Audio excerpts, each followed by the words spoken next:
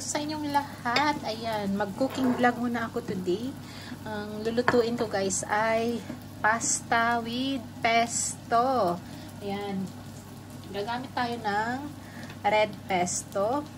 Tapos, ito na yung pasta. Ready na yan. Tapos, maglagay ako dito ng konting kamatis. Tapos, ito ay shrimps at saka bacon. Na-i-fry ko na siya or nagisa na anong tawag dyan. Basta ganyan. Na-steak at saka gagamit ako dito ng cheese. And then, ayan. Nagre-ready na ako dyan ng oil. Ay, butter na may ayan, onion.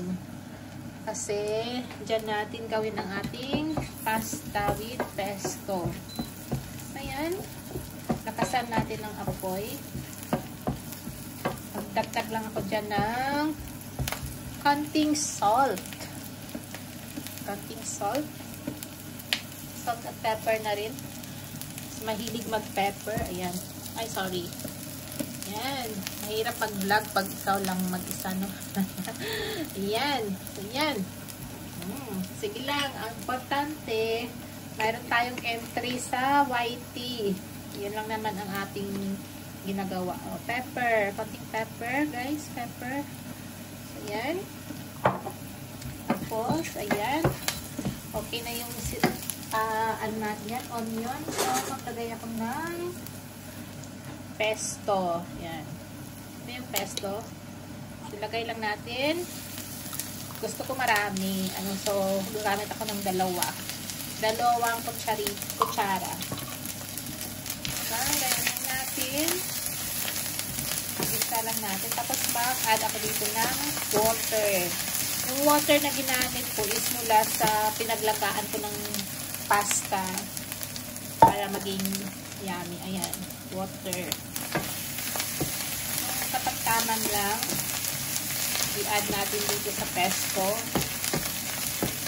Ayan.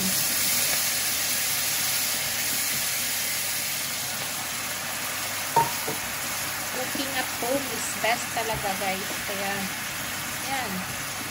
Amoy. Sarap. Sarap ang amoy. Ayan. Galaw-galawin lang ng ganyan. Dagdagan ko pa siguro. Kasi gusto ko na medyo cream. Ang tawag dyan. Yung medyo may sauce talaga yung pasta ba. Add lang ng water. Yung tama lang. Yung medyo malapot-lapot siya.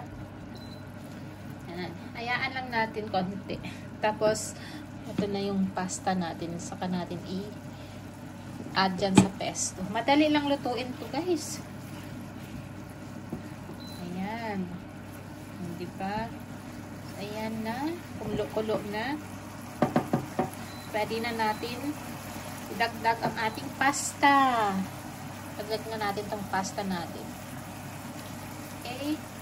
Ayan lang. Yan. Inubos ko na. Ako lang naman kakain pero gusto ko kasi dinamihan ko na kasi sabi ko dalhin ko sa work ba? Baon. Baonin. So, ayan. Ito na yung ihalo lang natin ang ating pasta. Diba? Nakita nyo parang ano na siya. Mag-mix. Pag nag-mix na, saka na natin i-add ang ating kamatis. Add natin ang kamatis natin. Cherry tomato. Para mas look, ano naman siya. Pretty. Pretty. O, yan. Ang bilis lang ihalo, diba? Ready na yan. Tapos, ito na lang last ang ano natin i-add. Yung shrimps at saka yung bacon. Shrimps at bacon, yummy.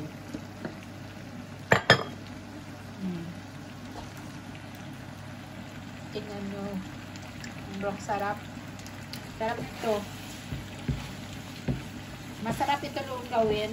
Tapos, kainin by next day. Masarap ito pang baon. Ayan. So, ready na yan. Mag-add lang ako ng last ingredients, ang ating cheese. Para maging creamy.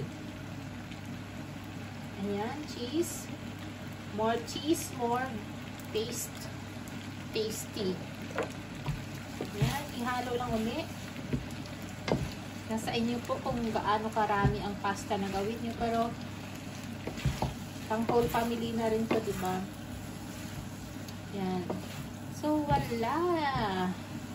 Ito na ang aking simpleng pesto recipe.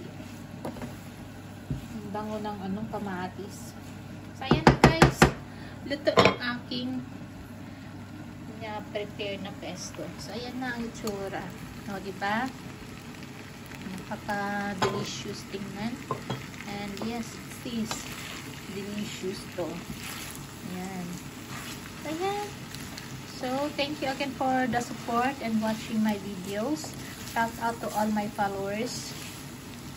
Thank you for being there. And see you around from here, from my kitchen. Have a great day. Bye-bye.